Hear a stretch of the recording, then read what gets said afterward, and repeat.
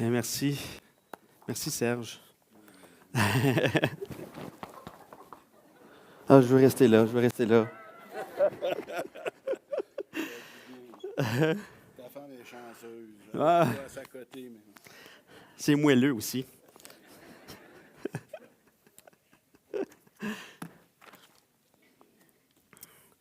Il y en a plusieurs on a eu peur de prendre le repas du Seigneur avec rien. Mais il y en a eu juste assez. Merci, Seigneur. Bonjour à tous. Pour ceux qui sont nouveaux, pour ceux qui ne me connaissent pas, je m'appelle François, je suis un des pasteurs ici, là, avec la belle équipe du Conseil des Anciens. De nos jours, là, il y a beaucoup d'enfants à l'école qui ne savent pas d'où provient la nourriture. Ils pensent que ça provient de rien. Non, c'est pas que je vais arrêter avec le rien. Il y en a qui pensent que ça vient de l'épicerie ou simplement du garde-manger. Ils ne se posent pas de questions. Tout est là tout le temps. Maman l'arrive, papa l'arrive avec les sacs et tout ça. Ils ne savent pas trop d'où que ça vient. Il y en a qui faisaient croire à des gens que le lait au chocolat venait des vaches brunes. Plein de choses comme ça. Mais il y a quand même une étude qui a été faite sur 900 enfants du primaire et qui démontre que non seulement beaucoup ne savent pas d'où provient la nourriture, mais beaucoup ont de la difficulté juste à identifier certains fruits, certains légumes. Juste pour voir si vous êtes meilleur que ces 900 enfants-là. C'est quoi ça? Des betteraves. Bravo! Des betteraves. Saviez-vous que 87 % de ces 900 enfants-là n'ont pas réussi à identifier la betterave? On va faire un petit exercice ensemble pour voir si vous êtes plus connaissant que la plupart des gens sur l'origine des fruits, par exemple. OK, tous ensemble. De quel arbre provient la pomme? Bravo! Bravo! Un autre. De quel arbre provient l'orange? Oh! Hey, vous m'épatez. Maintenant, un plus difficile. De quel arbre provient la banane? J'hésitais à une petite question piège parce que la bananier n'est pas un arbre. C'est une plante herbacée. Je ne rentrerai pas là-dedans, là, mais c'est pas un arbre, je vous ai eu. Maintenant, est-ce que vous êtes sûr? Est-ce que vous pensez qu'un pommier peut donner des oranges? Non, bien sûr que non. Hein? Maintenant, juste une question, juste pour les amis à la maison. Est-ce que tu crois qu'un oranger peut donner des bananes? Non, juste les amis à la maison, là. Non? Ben, tu fais bien. Parce que c'est pas ça, un bananier donne des bananes. Là, vous dites, mais François, on est-tu dans une émission de passe-partout un matin? Savez-vous quoi? Parce que c'est très basique que j'apporte. Voyons, c'est enfantin, c'est de maternelle. Bien, vous avez raison. Mais le texte qu'on va voir un matin est aussi basique, est aussi de la maternelle. Mais il est vraiment enfantin, mais il est vraiment important. Il est vraiment important. Dans le texte de ce matin, on va voir que Jésus fait exactement ce que je viens de faire avec vous. Jésus va faire exactement la même chose. Mais c'est des paroles qui sont tellement puissantes, qui nous remettent tellement en question. Et là, j'ai oublié de présenter le bananier. Mais ce qu'on va voir aujourd'hui, c'est nous portons des fruits selon notre cœur. C'est simple, mais c'est ce qu'on va voir aujourd'hui. On va voir ça au travers d'une partie du Sermon sur la montagne qu'on voit dans Luc 6, les versets 43 à 45, que je vais vous lire. Puis ça ressemble vraiment à une émission de passe-partout. Ce n'est pas un bon arbre qui porte du mauvais fruit, ni un mauvais arbre qui porte du bon fruit. Car chaque arbre se connaît à son fruit. On ne cueille pas des figues sur des épines, non. Et l'on ne vendange pas des raisins sur des ronces, non. L'homme bon tire de bonnes choses du bon trésor de son cœur, et le méchant tire de mauvaises choses de son mauvais trésor, car c'est de l'abondance du cœur que la bouche parle. Vous suivez, les amis à la maison aussi? Donc, Luc 6 est une version abrégée du Sermon sur la montagne qu'on retrouve aussi dans Matthieu. Que Matthieu l'a pas étiré, mais a apporté beaucoup plus de paroles que Jésus a prononcées dans son Sermon sur la montagne. Et l'objectif du Sermon sur la montagne, entre autres, un des objectifs, c'est de dénoncer le pharisianisme, c'est-à-dire de démontrer que de se conformer à des œuvres sans que notre cœur soit transformé, ça ne sert à rien. Ou bien d'imposer à des personnes de se conformer à des œuvres sans que le cœur soit transformé, ça ne sert à rien. Donc, Jésus est en train de donner un coup de masse sur la religiosité sans changement de cœur. Il est en train de donner un coup de masse sur les efforts à apporter un changement de comportement sans que le cœur soit changé. Et un des exemples qu'il apporte, c'est dans Matthieu 5, versets 21 et 22, Jésus dit « Vous avez entendu qu'il a été dit aux anciens, « Tu ne tueras point. Celui qui tuera mérite d'être puni par les juges. Mais moi, je vous dis que quiconque se met en colère contre son frère mérite d'être puni par les juges. Quiconque lui dira à son frère, raka, c'est-à-dire pas de cervelle, mérite d'être puni par le Sanhédrin, et que celui qui lui dira insensé mérite d'être puni par le feu de la géhenne. » Jésus est en train de dire tout simplement que c'est bien beau que tu obéisses au fait de ne pas tuer. C'est bien beau que tu ne tues pas. Okay? C'est correct, c'est bien correct.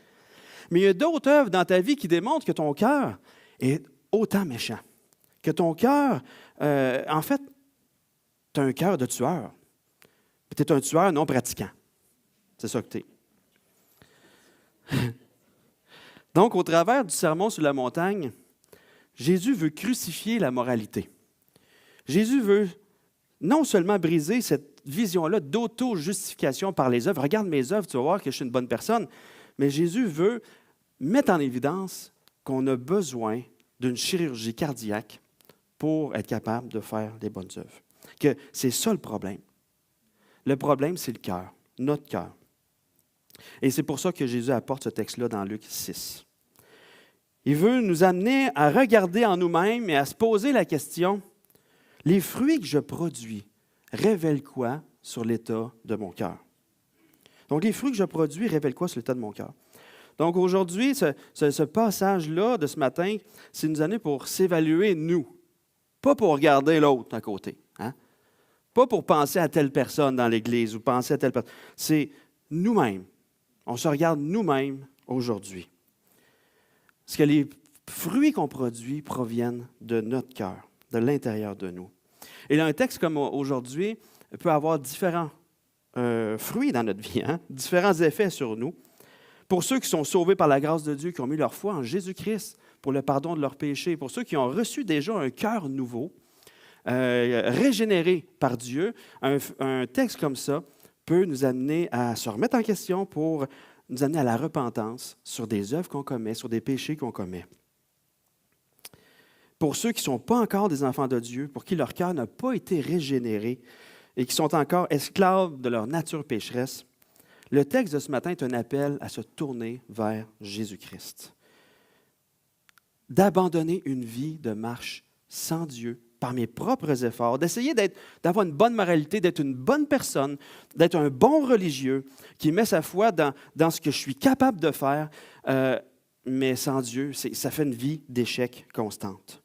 Donc, c'est d'abandonner par la foi cette croyance que je peux me sauver moi-même et de se tourner vers Jésus, qui l'offre, le pardon de mes péchés par son sacrifice sur la croix. Donc, il y a deux effets. Puis chacun de nous se connaît et nous amène à regarder en nous-mêmes aujourd'hui. Donc, dans Luc 6, Jésus veut qu'on sache, que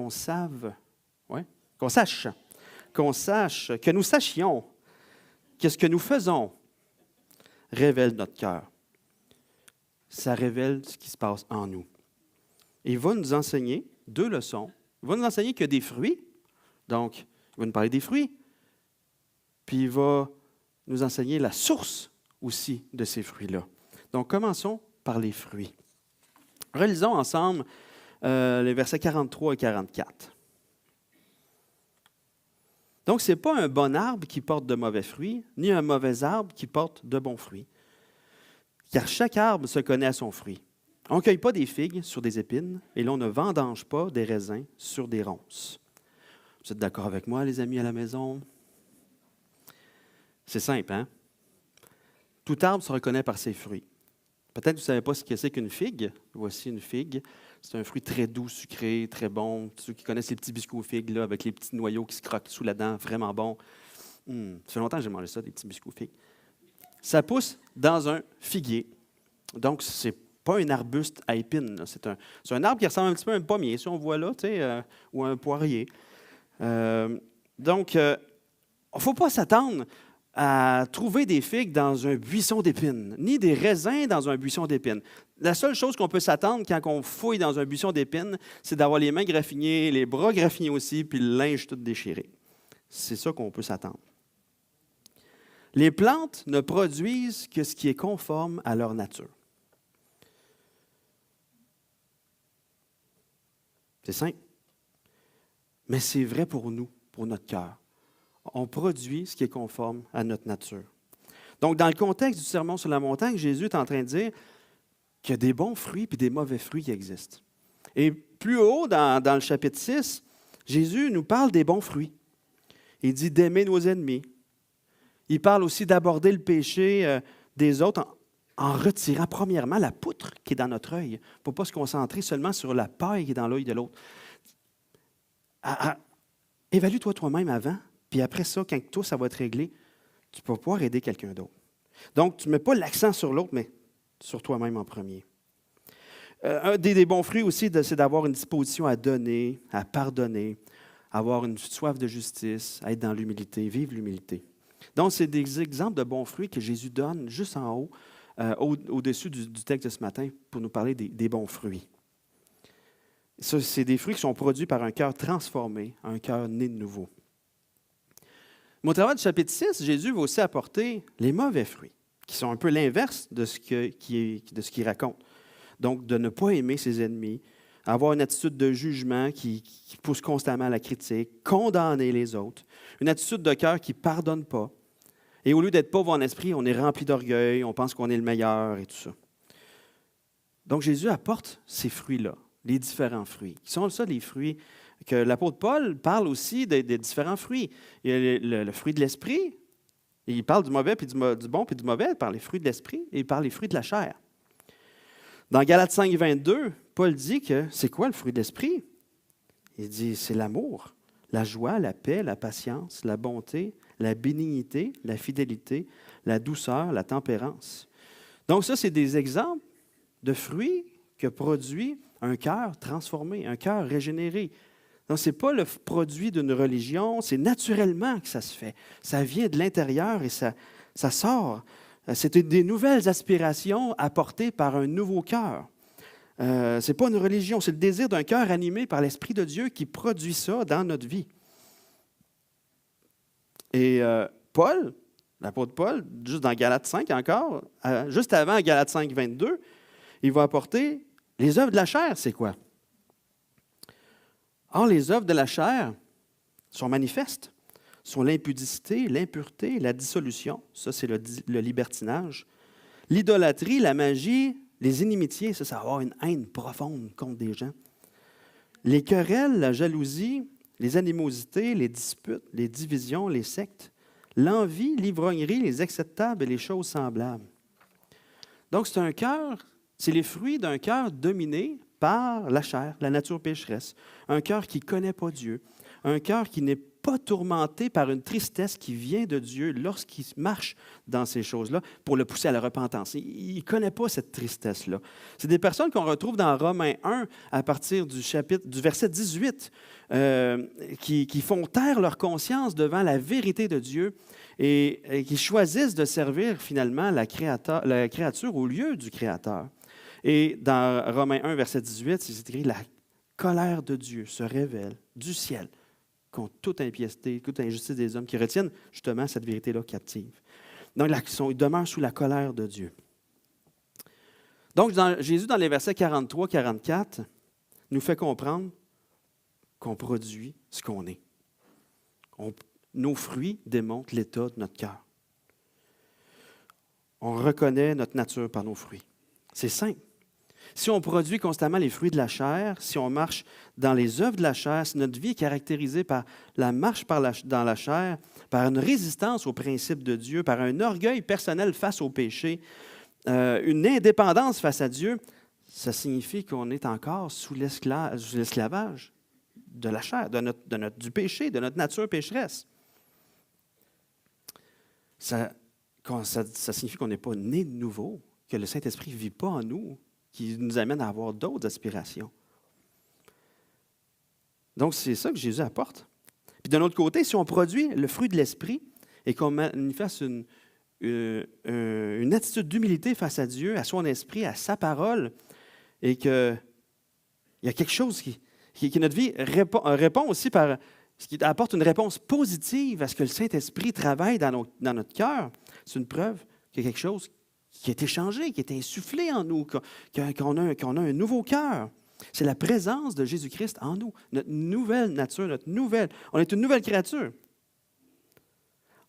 Et là, ça nous amène à plus vivre pour nous-mêmes, mais pour Dieu. C'est un désir nouveau. Au lieu de se servir de l'autre, on va commencer à servir l'autre. Donc, on commence à aimer Dieu et à aimer notre prochain. Donc, ce que Jésus apporte ici, c'est vraiment simple. Hein? C'est le point de départ. Et je ne sais pas si vous avez remarqué dans ces versets-là, c'est que pour Jésus, il n'y a pas de zone grise. Là. On fait ce qu'il y a dans notre cœur. On est le produit de notre nature. Ce qu'on fait trouve sa source à l'intérieur de nous. Et ce que Jésus apporte est vraiment différent de ce que la société apporte. Hein? La société apporte que l'être humain, lorsqu'il naît, il est bon. Mais la société le transforme. La société l'influence dans ses choix. Donc, ces choix de vie sont le fruit d'une influence extérieure. La société nous apporte cette idée-là qu'on est victime de notre environnement. Si j'agis comme ça, ce n'est pas de ma faute. C'est l'éducation que j'ai reçue. C'est la société qui m'a transformé. Je suis victime de mon environnement. Je suis victime de mon éducation.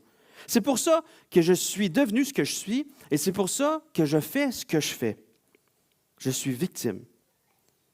Donc, la responsabilité est mise sur des facteurs externes à nous. Sauf sur le cœur, sauf sur notre cœur. Mais Jésus dit le contraire. Et lui, il voit les cœurs. Il le sait. Ça peut paraître tranchant, ce que Jésus apporte là. Voyons, c'est violent, il me semble. Hein? Tout un, tout l'autre. C'est violent. Hein? Comment tu réagis, toi, ici, et les amis à la maison, d'entendre ça? Hey, Jésus, tu vas bien trop loin. Ou bien, Jésus, je désire que tu continues cette œuvre de transformation dans mon cœur pour que je te ressemble de plus en plus. Change mon cœur, Seigneur. On produit ce qu'on est. Les œuvres de la chair pour un cœur non transformé et les œuvres de l'esprit pour un cœur régénéré. Jésus vient d'apporter des fruits. Il y a les bons fruits, les mauvais fruits. Maintenant, il va continuer avec la source. On le sait, on le dit depuis tantôt, hein, la source, c'est notre cœur. Donc, d'où ça vient? Encore très simple ce que Jésus apporte au verset 45. L'homme bon tire de bonnes choses du bon trésor de son cœur, et le méchant tire de mauvaises choses de son mauvais trésor, car c'est de l'abondance du cœur que la bouche parle. Donc, Jésus, ici, va nous amener à la source. D'où provient tout agissement d'une personne? D'où que ça vient? La source, c'est le cœur. Hein, vous comprenez ici, tout le monde ici et les amis à la maison qui ne parlent pas du cœur qui bat dans notre poitrine. Hein? Ils parlent de notre tour de contrôle qui nous amène à prendre les décisions de notre vie. Comme dans tout le reste de la Bible, c'est ça, là. Notre être intérieur qui prend les décisions, notre être intérieur qui décide de ce que je vais faire. Mais dans le livre de Jérémie, au chapitre 17, verset 9, il y a une brève description du cœur de l'être humain non régénéré. Je vais vous le lire. Le cœur est tortueux et méchant. Le cœur est tortueux par-dessus tout et il est méchant. Qui peut le connaître? Tabarouette, c'est quelque chose, hein? Le cœur est tortueux par-dessus tout et il est méchant. Qui peut le connaître? Hey, on ne peut pas dire qu'on est bon. Notre cœur est foncièrement mauvais. Même l'apôtre Paul fait une belle démonstration dans le chapitre 3 de Romains. Il dit, il n'y a personne qui cherche Dieu. Nul n'est intelligent. Nul ne cherche Dieu. Tout le monde est corrompu. Et tout ça. Il fait la belle démonstration qu'on est complètement perdu. On est dépravé. Donc, la source de tout ce qui va mal dans le monde, les injustices, les meurtres, les guerres, les dictatures, la pauvreté dans le monde, la source de tout ça, c'est pas ce que l'être humain dit « Hey Dieu, t'es où? » Mais non, c'est notre cœur. La source de tout ce qui va mal dans le monde, c'est le cœur.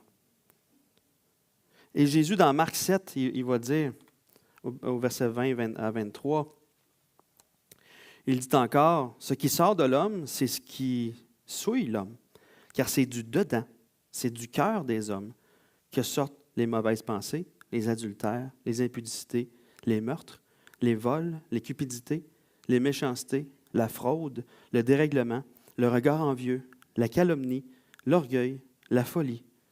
Toutes ces choses mauvaises sortent du dedans et souillent l'homme. » Ce n'est pas ce qui est extérieur à nous qui nous corrompt, c'est l'état de notre cœur qui est comme ça, qui fait qu'on agit avec méchanceté. Les choses extérieures à nous peuvent nous tenter,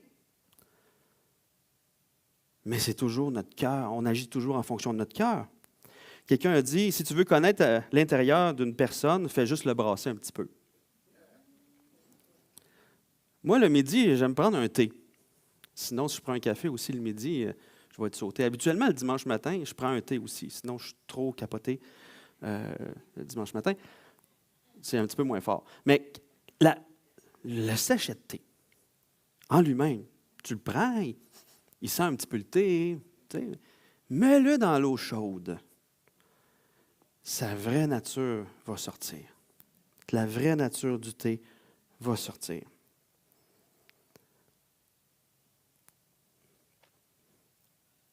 C'est là qu'on voit que dans la chaleur de l'épreuve, on voit le vrai cœur sortir. On voit le cœur réel d'une personne.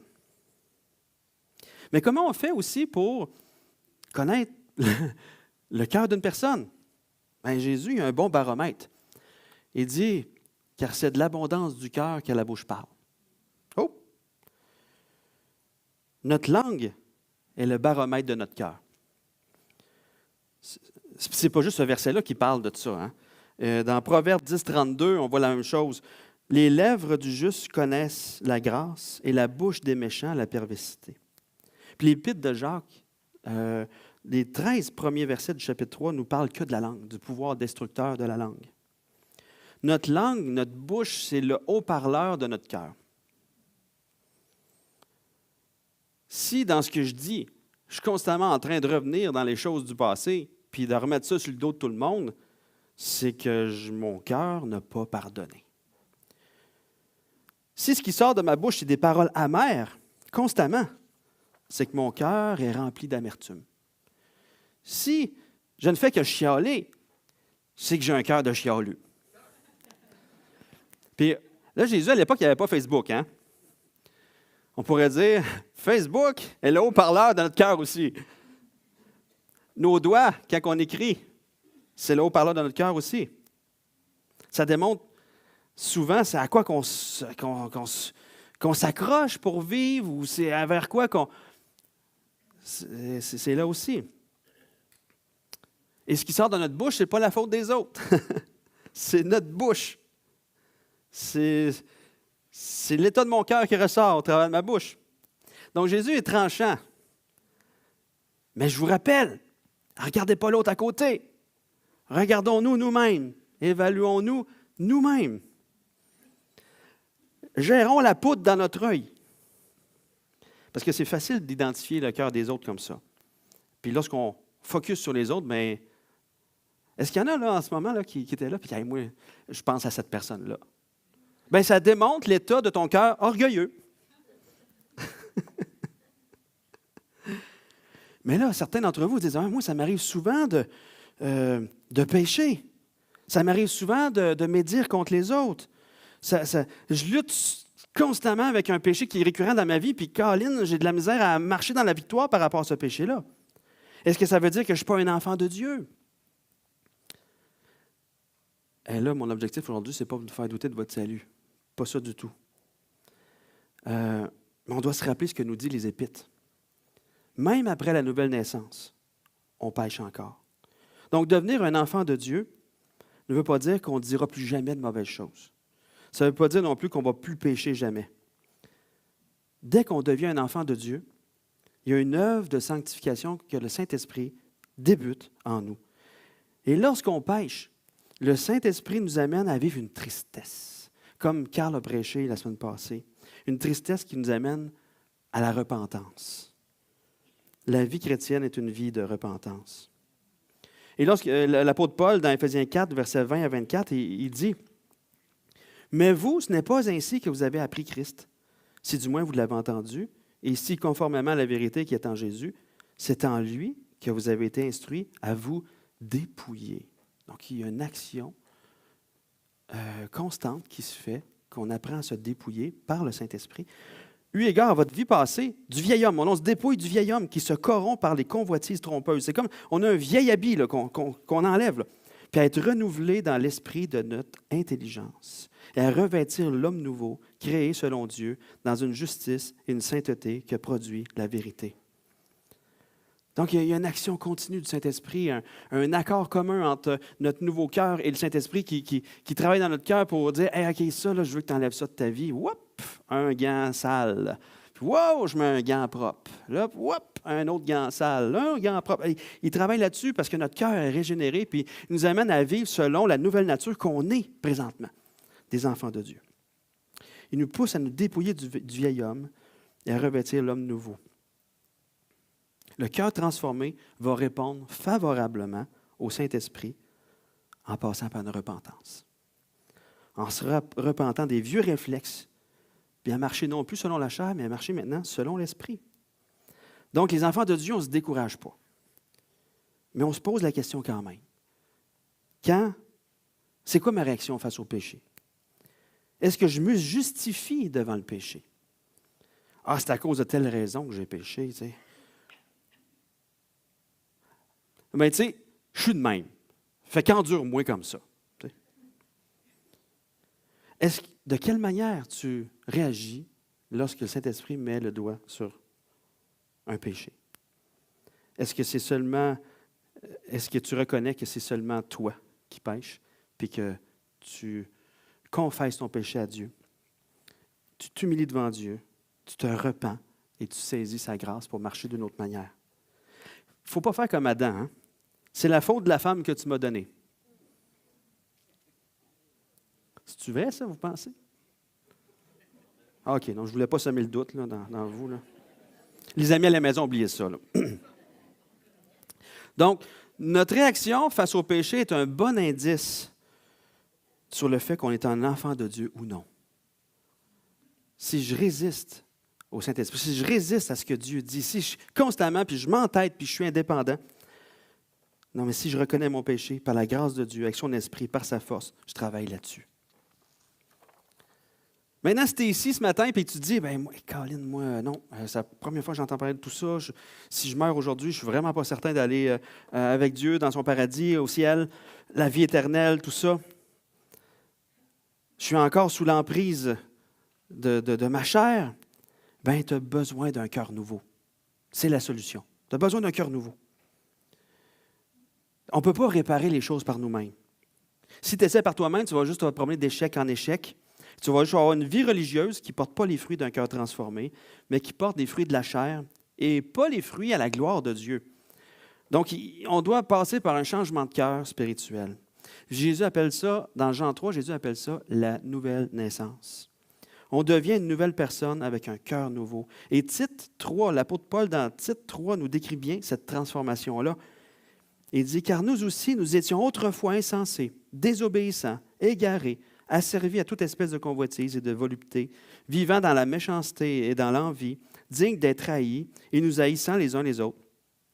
Mais lorsque la bonté de Dieu, notre Sauveur, et son amour pour les hommes ont été manifestés, il nous a sauvés, non à cause des œuvres de justice que nous aurions faites, mais selon sa miséricorde, par le baptême de la régénération et le renouvellement du Saint-Esprit, qu'il a répandu sur nous avec abondance par Jésus-Christ, notre Sauveur, afin que, justifiés par sa grâce, nous devenions en espérance héritiers de la vie éternelle.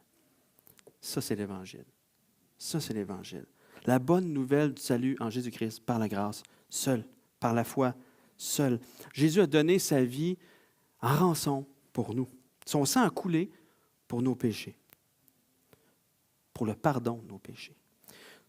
On peut simplement reconnaître qu'on ne peut pas payer cette dette-là du péché par nous-mêmes, mais que Jésus le fait pour nous. Tu peux confesser tes péchés à Dieu, demander pardon pour tes péchés, te repentir d'une vie sans Dieu pour maintenant marcher avec Dieu et le Saint-Esprit.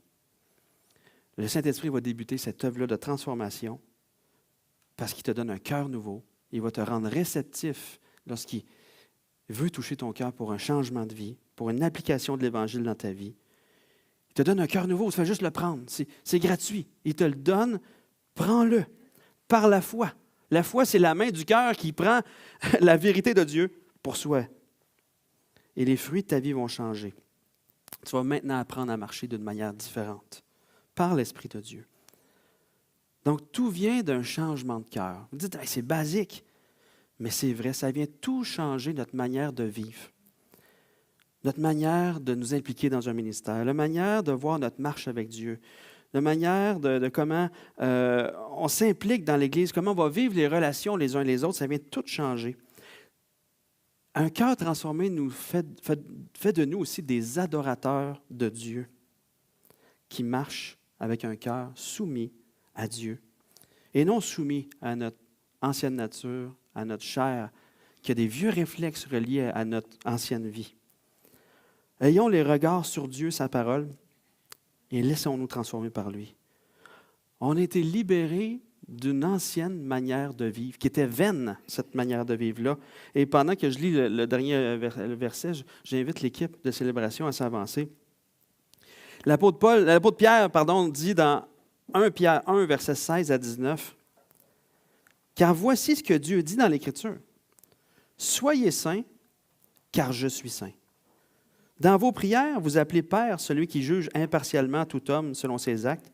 Par conséquent, pendant tout le temps qu'il vous reste à passer dans ce monde, manifestez par votre manière de vivre que vous le révérez. » Donc, manifestons qu'on est des adorateurs de Dieu, réellement. Manifestons par une vie transformée le fait qu'on est des enfants de Dieu, qui adorent notre Dieu. Donc, vous avez été libérés de cette manière futile de vivre que vous ont transmise vos ancêtres, et vous savez à quel prix. Ce n'est pas par des biens qui se dévaluent comme l'argent et l'or. Non. Il a fallu que le Christ, tel un agneau pur et sans défaut, verse son sang précieux en sacrifice pour vous, pour nous. C'est simple, hein? Mais c'est la base de notre vie. Cœur transformé. Et quand on vit une situation de chaleur difficile, et que là, c'est le fruit de la chair qui sort, demandons au Seigneur vraiment, là, c'est quoi le mensonge que je crois là? C'est quoi qui est dans mon cœur là? C'est quoi la chose que j'adore en ce moment qui m'amène à porter les fruits de la chair? Et le confesser cette chose-là au Seigneur pour qu'il puisse nous libérer de ça. Donc, je nous laisse avec l'équipe pour le chant ensemble. Vase d'argile.